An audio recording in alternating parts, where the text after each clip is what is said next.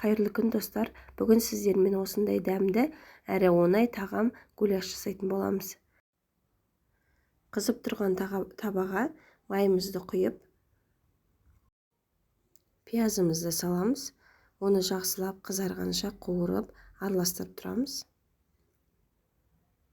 Міне пиязымыз сарғайып, әдемі болды. Оның үстіне етін саламыз. Менде сиыр еті.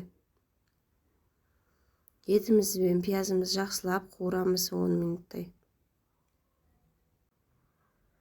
Қуырылып болған соң үстіне 1 қасық ұн салып, тағы да 5 минут қуырып, араластырып тұрамыз.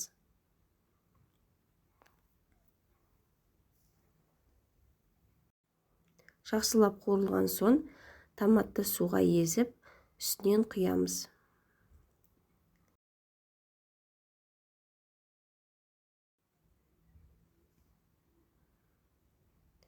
Ал соусымыз қайнағаннан кейін бетін жауып 1-1,5 сағатқа толықтай піскенше қойып қоямыз.